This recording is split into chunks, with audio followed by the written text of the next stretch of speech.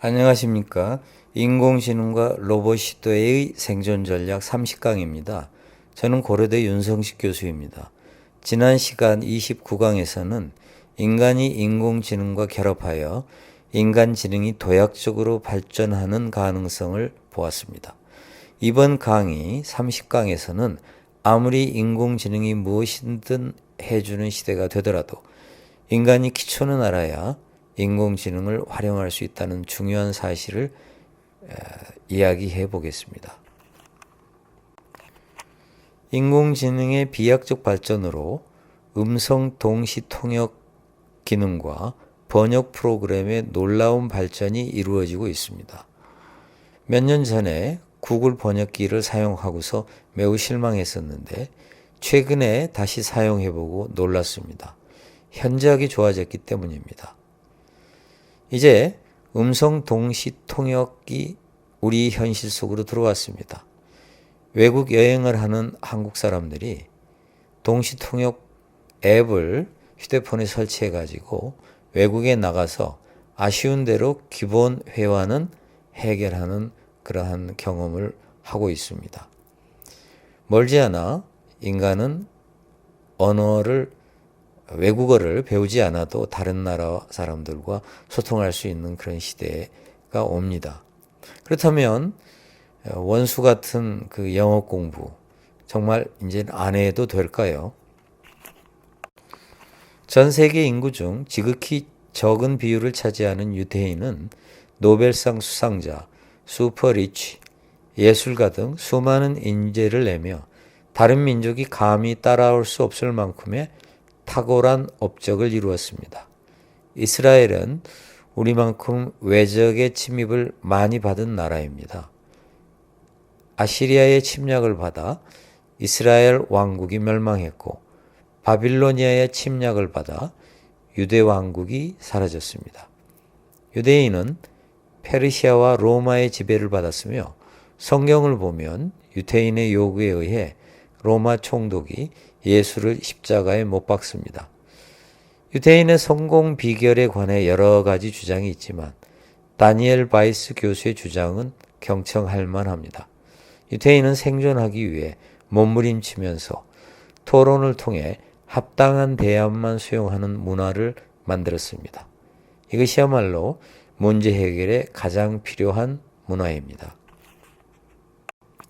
교육을 문제 해결 능력 배양으로 정의하는 학자도 있습니다.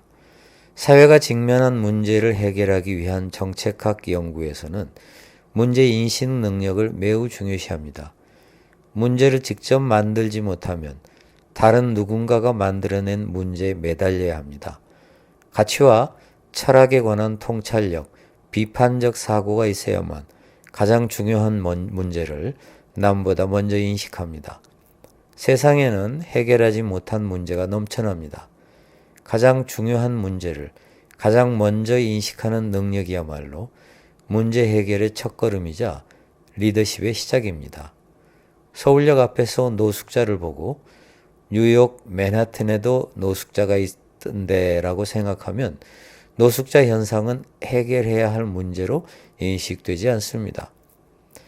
1인당 국민소득이 3만 달러를 넘었음에도 노숙자가 있다면 문제라고 인식하면 노숙자 현상은 해결해야 할 문제가 됩니다. 인공지능 시대에는 문제를 해결하기 위해 인공지능을 어떻게 활용해야 할까를 고민하게 될 것입니다. 결국 인공지능이 문제를 해결하도록 하려면 문제를 어떻게 구성해야 하는지 고민해야 합니다. 통합하고 타협하는 능력은 당분간 인공지능이 할 수 없는 영역으로 남을 것입니다. 판단하고 균형을 유지하는 업무도 인간의 개입 없이 인공지능이 전적으로 수행하기에는 한계가 있습니다. 인공지능에 맡길 수 없는 일을 찾아내는 판단력도 중요합니다. 알파고와 대적한 커제 9단의 고백처럼 인공지능은 이미 상당히 창의적입니다. 이제 인간은 문제를 해결하기 위해 인공지능의 창의성을 활용해야 합니다. 앞으로 인간은 기존의 내용과 방법을 잘 결합하는 수준의 창의력으로는 인공지능과 겨룰 수 없습니다. 기존의 내용과 방법을 뛰어넘는 새로운 패러다임을 만들어내는 수준 높은 창의력이 필요합니다. 여러 분야를 융합해 새로운 아이디어를 만들어내는 방법이 대표적인 사례입니다. 미리 준비하는 자세만으로는 문제를 해결하는 데 한계가 있습니다. 무엇이 필요한지 미리 안다면 애초에 문제가 되지도 않습니다. 문제 해결 과정에서 우리는 새로운 방법과 수단의 필요성을 절감합니다. 문제 해결 과정에 필요하다면 어떤 방법과 수단이라도 배울 수 있는 학습 능력을 가져야 하는 이유가 바로 여기에 있습니다. 어떤 의사는 의대를 다닐 때 언젠가는 신약을 개발하겠다는 꿈을 품고 양리학을 스스로 찾아다니면서 공부했다고 합니다. 그는 신약을 개발하는데 무엇이 중요한지 알 수 없었기에 양리학에만 몰두하기보다는 다양한 역량을 배양하려 노력했었어야만 했는데 양리학에다만 집중하다 보니 이제 와서는 그것만으로는 매우 부족하더랍니다. 요즘은 양리학 지식보다는 바이오 인포메틱스라는 컴퓨터 계산 기법이 신약 개발에 가장 중요합니다. 따라서 하나의 모든 걸 다 쏟아붓지 말고 다양한 지식 능력을 가지고 있어야 어떤 방법과 수단이라도 익힐 수 있는 대응 역량이 갖추어집니다. 앞으로 10년 뒤에 신약을 개발하는데 무엇이 가장 중요할지는 아무도 알 수 없습니다. 인공지능이 눈부시게 발전하고 있지만 우리의 우려와 달리 인간 지능이 결코 인공지능에 뒤떨어지지 않을 수도 있습니다. 인간 지능이 인공지능을 잘 활용할 수 있고 유전자 편집 기술이 비약적으로 발전하면 인공지능보다 앞선 인간지능의 탄생이 가능합니다. 따라서 우리는 인공지능을 우리와 별개로 보지 말고 우리가 활용할 수 있는 수단으로 생각해야 합니다. 인공지능을 활용하려면 여전히 기초지식이 중요합니다. IBM 왓슨이 아무리 의사보다 인간을 더 잘 치료한다 해도 인간 의사는 필요합니다. 그리고 의료에 관한 기초 지식이 없으면 인공지능을 활용할 수 없습니다. 인공지능이 모든 것을 알고 있다고 기초 지식 습득을 소홀히 한다면 인간 의사 노릇을 할 수 없습니다. IBM 왓슨이 있다고 아무나 왓슨을 활용할 수 있는 것은 아닙니다. 기초 지식을 습득한 사람만이, 즉 의학에 관한 기본을 아는 사람만이 왓슨을 잘 활용할 수 있습니다. 아무리 외국어 동시 통역 소프트웨어가 발달해도 외국어에 관한 기본 지식이 없으면 동시 통역 소프트웨어만으로는 부족합니다. 앞으로 언어 장벽이 무너질 테니 외국어는 배울 필요가 없다고 단정 짓기 전에 최소 수준의 외국어 실력은 꼭 필요합니다. 무엇보다도 높은 수준의 창의성을 발휘하려면 해당 분야에 대한 기초 지식이 반드시 필요합니다.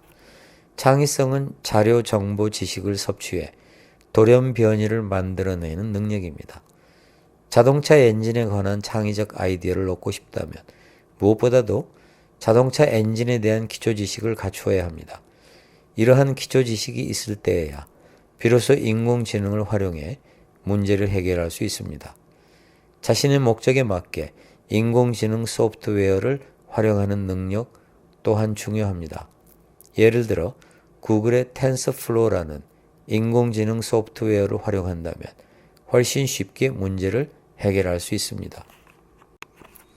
어떤 문제든지 해결할 수 있는 학습 능력을 갖추려면 가장 중요한 문제를 가장 먼저 인식할 수 있는 능력이 필요합니다. 문제 인식 단계 다음에는 자유롭게 토론하며 모든 사람의 지혜를 이용하는 문화가 있어야 합니다. 해결해야 할 문제가 여러 분야에 걸쳐진 경우가 많기 때문에 융합적인 방법으로 해결책을 찾는 자세가 필요합니다. 한 분야만이 아닌 다양한 분야에 대한 기초 지식 습득이 강조되는 이유가 바로 여기에 있습니다. 과거에는 하나의 영역에서 발생한 문제는 해당 영역의 지식으로 해결했습니다. 이제는 전혀 관련이 없어 보이는 영역이 결합되어 해결책을 만들어내는 시대입니다. 무엇이 필요할지 모르기 때문에 무엇이든 배울 수 있는 학습 능력을 갖추어야 하고, 무엇이 필요할지 모르기 때문에 다양한 영역에 대한 기초 지식이 있어야 합니다. 아무리 학습 능력과 기초 지식이 있다 하더라도 문제 해결을 위해선 어떤 역량이 중요할지 모르기에 다양한 기본 역량을 갖추어야 합니다. 이상으로 30강을 마치겠습니다. 30강은 제가 수호서지에서 펴낸 예측 불가능한 시대에 행복하게 사는 법, 4차 산업혁명 시대를 위한 생존 전략 3부의 10번째 주제인 기초가 있어야 인공지능을 활용할 수 있다의 내용을 설명하였습니다. 감사합니다. 저는 고려대학교 윤성식 교수입니다. 다음 시간에 또 뵙겠습니다.